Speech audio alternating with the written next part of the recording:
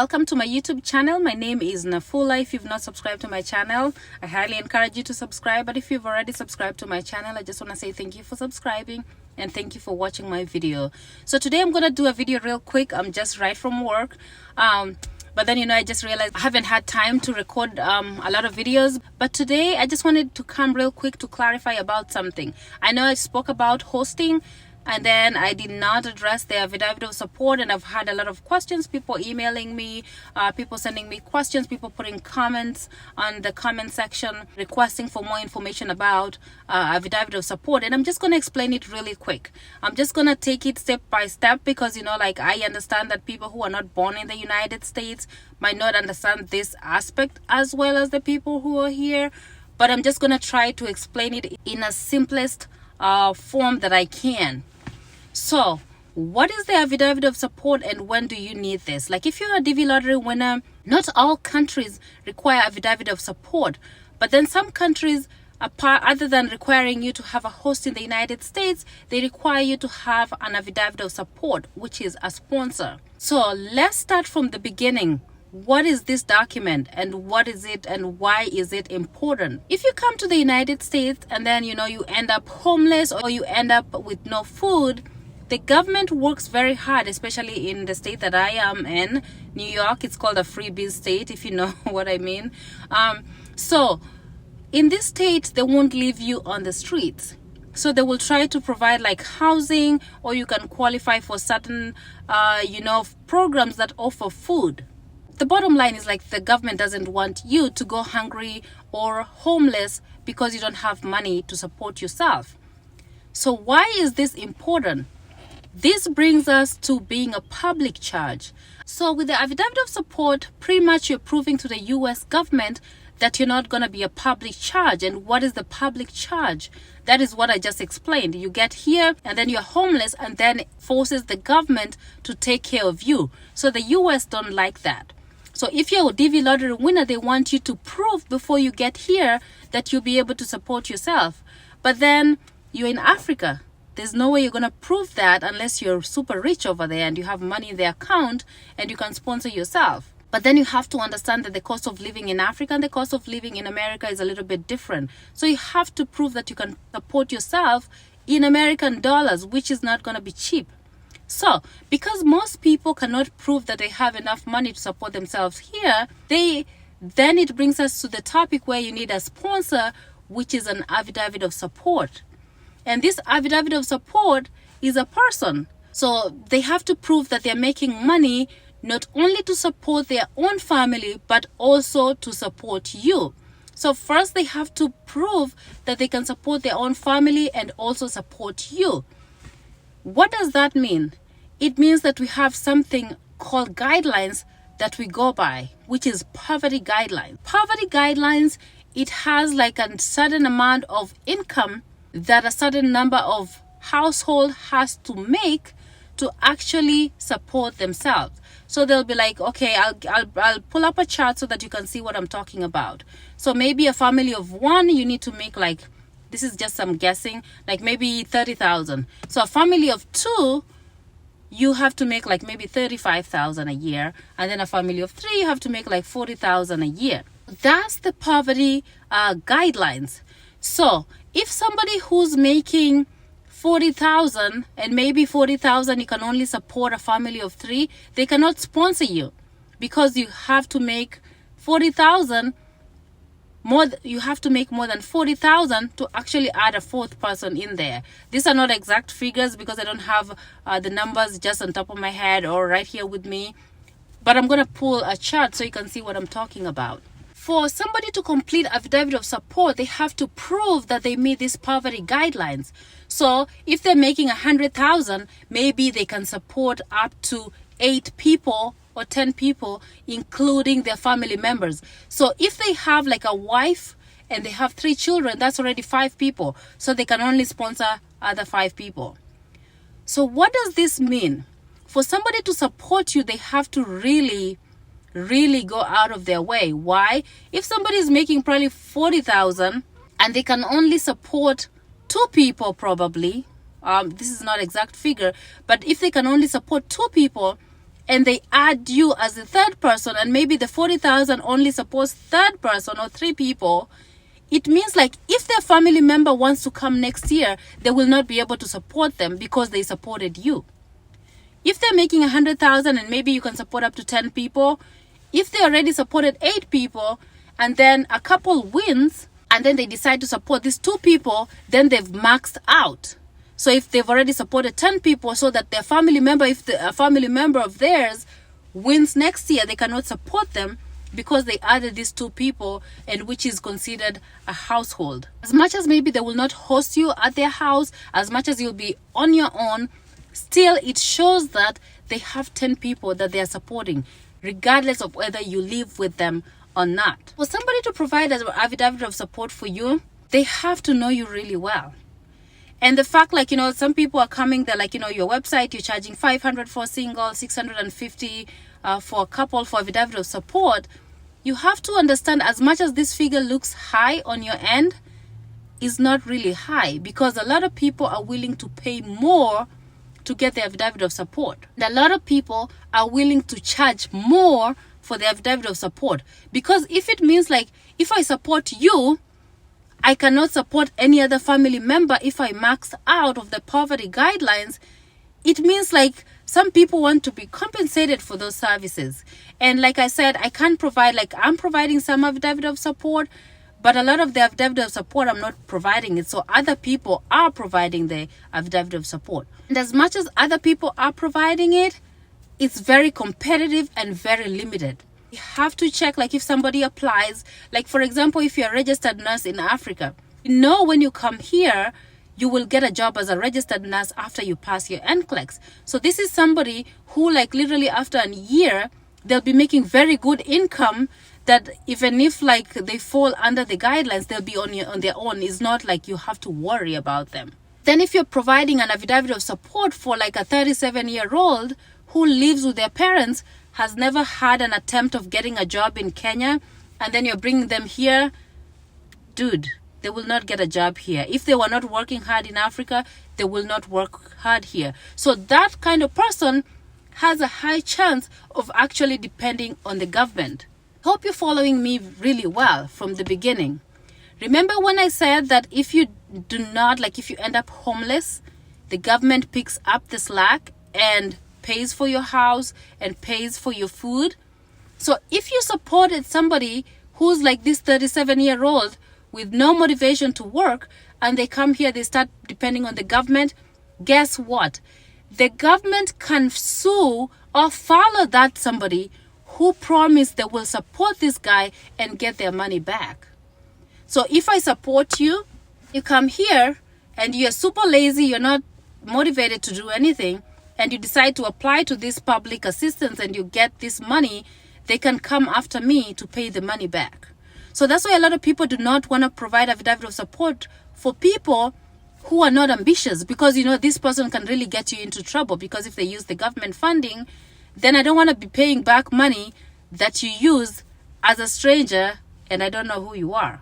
If you're a family member, I'll be like, what is a family member, I might as well support them. But if you're a stranger, a lot of people are not willing to do that. There's somebody who's willing to provide an affidavit of support. Even if they charge you, they can charge even 5,000. It's on them. They're like, if this person, I'm risking the chances of them coming here to mess up with me so that they take me to court to pay back the money that they're using, they can charge you whatever they want, because they're taking a risk of earnings. They're taking a risk with their finances to actually sponsor somebody that they actually don't know. So affidavit of support, there's 2 of them. There's one that's family sponsored. I don't want to go into details with that. Like I did that, when I applied for green card for my mother. So that's why I know a lot about, I'm not a lawyer, but I know a lot of things about the legal system when it comes to affidavit of support. So when you have a family sponsored affidavit of support, that's I-864, is a different form. That's legally binding.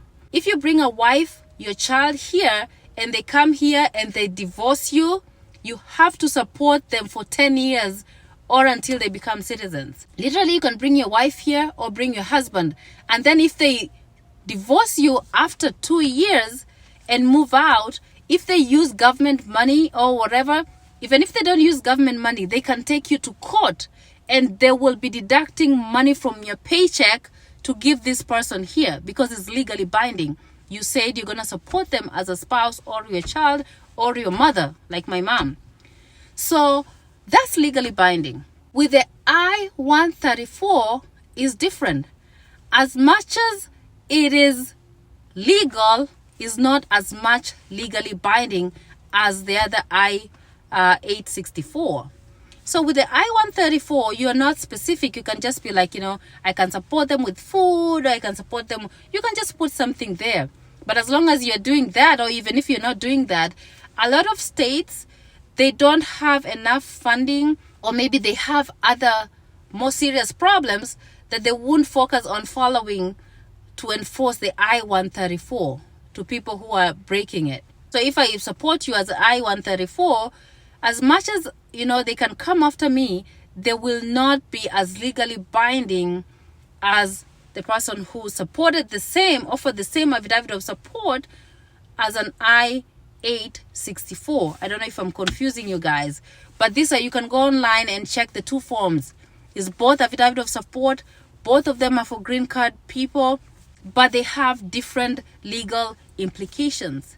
So that's why people are more lenient to provide the I-134 form or fill that form for you. Who completes this form? This form has to be completed by somebody who is in the United States and who files taxes. So if you have a member here who evades filing taxes, you're not going to get them to complete it for you because it's not going to be acceptable. So one, they have to be currently in the United States. They have to be paying taxes. They have to have formal identification. So if you have a relative here who came here and they are staying here chini ya maji, they don't have legal paperwork, they cannot do it for you.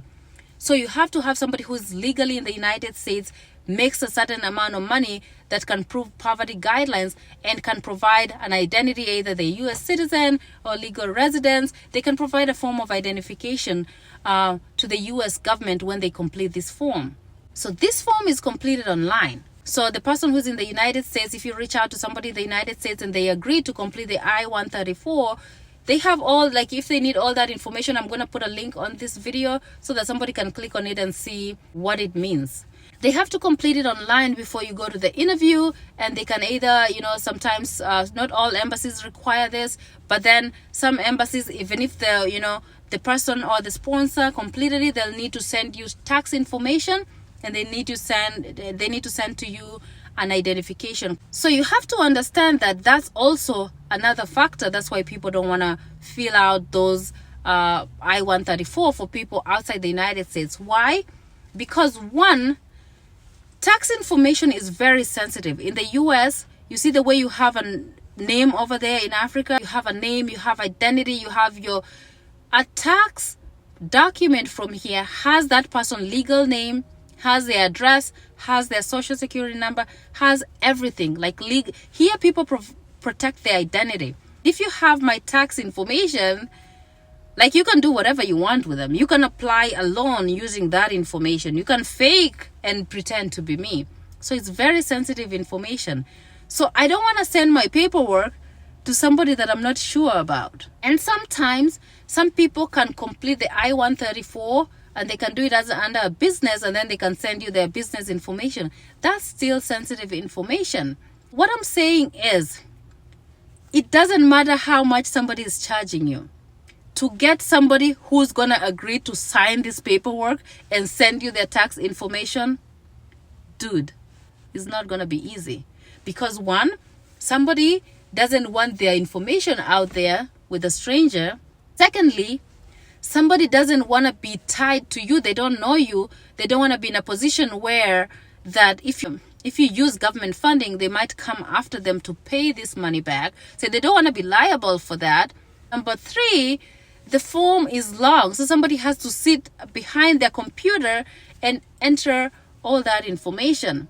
When somebody is charging you $500 or $650, like the way I'm charging on my website, charging that, but trust me, there's more applicants than there is people to provide that information.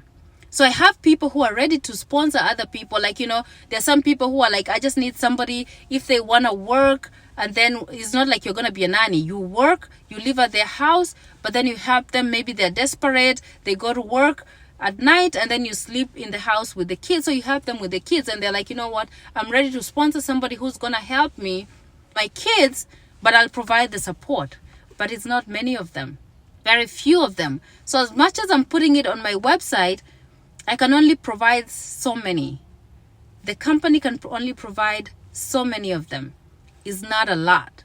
So it's very, very, very competitive that you might have the $650, you might have the $500, and you will not have people who are willing to fill out the affidavit of support for you. So I know somebody, had a long comment about like, oh, you're trying to rip people, you're trying to make people from Africa pay all this money for affidavit of support.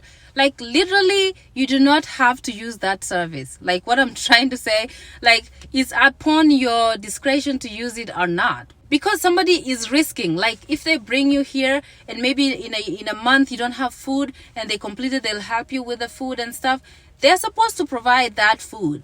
So if somebody wants me to charge them $50 for somebody who's actually signing off to provide information that at some point, if you mess up in the US, they might get in trouble, like $50, $100 is not going to work. Like even $500, $650 is actually the minimum. We used to charge a little bit higher, but then since I have like people who are like, they need it, and there are people who are ready to offer, like if somebody is ready, like, to help them, like it's going to be like an exchange where I'm going to help you with this if you help me with that. Then we can provide at those rates that are there. With the hosting is different. Hosting will try, like if somebody doesn't want you to pay anything, you might get a host and literally pay $0 a month. So with rent, it's not going to be guaranteed. It's going to be high because some people are like, your affidavit of support is high, so maybe the rent might be higher. It doesn't mean the two don't go hand in hand. Hosting is people who sign up and then they're ready to host you. So if they decide to host you at $0 rent, if you're lucky and you're in line, you get the $0 rent. If somebody wants to host you for $300, you're going to pay $300 a month. If somebody wants to host you for like $500, that's what you're going to pay a month. And it depends, like I say, it depends at the time of application. If your host wants you to pay upfront, then you'll pay upfront. Some hosts will try to make you like, you'll live 1 month free, and when you get a job, you'll pay back the 1 month, and then you'll start paying rent that way. So it varies. I'm not able to tell you. Some people want me to tell them that, is it going to be right away to pay that money for hosting, or is it, I don't know. Like, I don't have that information until you apply, and then I try to find a host depending on the agreement with the host. I try to do, but I'm a very honest person when it comes to like, if other people's money or whatever are involved. Like, I'm literally like, I work hard for my stuff, and I don't like to I like accountability. Like, if you're pairing a host and a guest, like people who've used my guest and pairing program, even if like I paired them and then they were able to successfully come here, and the people who ended up finding other hosts, when I pair you, I only pair you after a meeting, and the meeting is usually by Zoom. Why do I do a Zoom meeting? I do a Zoom meeting to give you ability to record from your side, and I record from my side, so that you don't go online. That's why you have not had anybody come and say, Nafula is trying to scam people, Nafula is trying to do this and that, because there's accountability. I have videos for everybody I've paired. Like, we have those videos. So if somebody says they pay, like if we tell you you'll pay $50 deposit, or if you're gonna pay this amount before you get to this host, and picking up at the airport and everything, and making sure that when they get there we do a Zoom with the family and whatever, I have all those videos. So if you use my program, trust me, and I tell you right up front, this is gonna be a Zoom meeting and this is gonna be recorded, so that you don't come back tomorrow and say this is what was said and this is what was done. I like accountability. So if I will tell you the rent is going to be $400, $200, $500, that's what it's going to be, because it's going to be recorded, it's going to be on a Zoom, it's going to be over there, you saying, agreeing that the 1 month is going to be free, and then the rest of the month you have to pay back the first month. Everything is going to be on Zoom. And like if we are hosting you and we say like you're gonna be hosted, and then after 3 months you move out, if you want to get your kids here, they come here, don't even think of making a mistake of flying with your kids here. Because if I have somebody from another state who says that they will just host you with no kids, and you bring your kids along, because that's not part of the agreement. So you have to follow whatever we agree. You have to come here, work hard, get a job, and then get your own place, and you decide to bring your 1 month together with you. How are you going to go to work? That would be unfair, because the host might refuse to host you, seeing that you have a 1 month old, and that's not part of the agreement. So I like accountability. Whatever we tell you is going to be in the open. So just know that it's going to be a Zoom meeting. Everything is going to be agreed upon. And again, as I say this, because I'm going to start a hosting program, or I'm going to be hosting after the Green Card Lottery, let nobody call you and say that, oh, this is Nafula, please send money. After I call you, after you apply on the website, we'll give you a call, and the next thing we'll schedule a Zoom meeting, so that you're looking at me, I'm looking at you, you're talking to the right person. I'll have me recording on my end and you record on your end, and then after that we'll decide. And then if we pair you with a host here, the next Zoom meeting is going to be me, you, and that host, and then we'll decide on a plan of action. So I will not provide my phone number. So if somebody says that they're me and you did not apply on the website, that's a scammer. So we do everything transparent. There is no way you're going to be paired without a Zoom video meeting. So just know that. So everything is going to be accountable. Even if those Green Card Lottery winners come here and they want to talk about the hosting program, if they use mine, because some will start their own YouTube channel, and talk about the hosting and how they came to America, they will have that video that they'll be like, if we use this, or if they say, okay, she said this, I'll be like, okay, here is the video about what we talked about. What are you talking about? So we, as in our program, I'm dealing, like, I have partners. I cannot lie that I'm by myself. I'm not doing this on my own. I have partners who are supporting this, and I have hosts who are not me. There are other people. I'm going to be hosting people myself, but then I have other people helping me host people as well. And if there's one thing to work for me, to work together with me, to do anything related to me, there's one thing: you have to be honest, especially if it comes to financial and when people's lives depend on this, because this is a life-changing event. Somebody moving from Africa to here is a life-changing event. So we don't want to mess people up. We want people to come here. We'll try to work with other people to make sure you succeed. You don't come here and then they're like, oh, Green Card people go over there and it takes them long to succeed. You can succeed within a few years. You just need good guidance, and we will provide that. So we just won't let you come and I host you and I just abandon you there. I'll be guiding you on what you need to do.